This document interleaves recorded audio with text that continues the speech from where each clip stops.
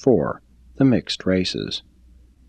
As contact is made with the dawn of historic times, all of Eurasia, northern Africa, and the Pacific Islands is overspread with the composite races of mankind, and these races of today have resulted from a blending and reblending of the 5 basic human stocks of Urantia.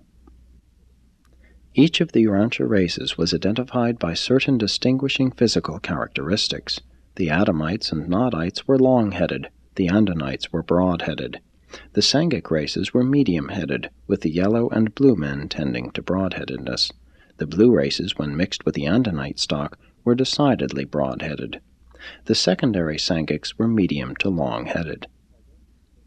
Although these skull dimensions are serviceable in deciphering racial origins, the skeleton as a whole is far more dependable. In the early development of the Urantia races, there were originally 5 distinct types of skeletal structure. 1. Andonic, Urantia aborigines.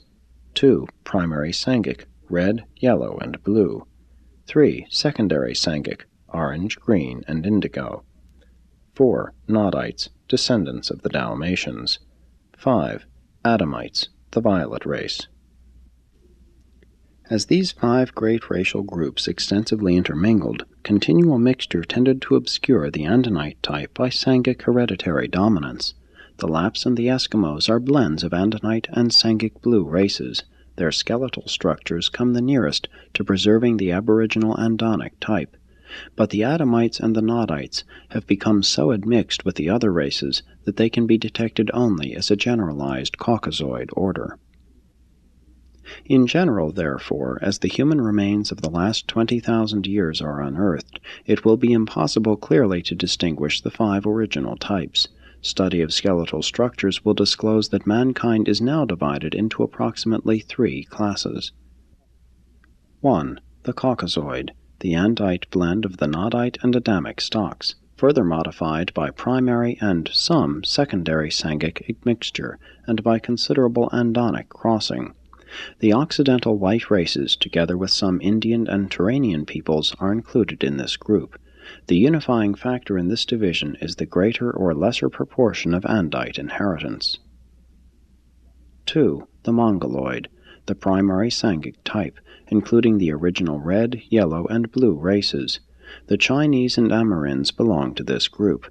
In Europe, the Mongoloid type has been modified by secondary Sanghic and Andonic mixture, still more by Andite infusion. The Malayan and other Indonesian peoples are included in this classification, though they contain a high percentage of secondary Sanghic blood. 3. The Negroid, the secondary Sanghic type, which originally included the orange, green, and indigo races. This is the type best illustrated by the Negro, and it will be found through Africa, India, and Indonesia wherever the secondary Sanghic race is located. In North China there is a certain blending of Caucasoid and Mongoloid types. In the Levant the Caucasoid and Negroid have intermingled. In India, as in South America, all 3 types are represented.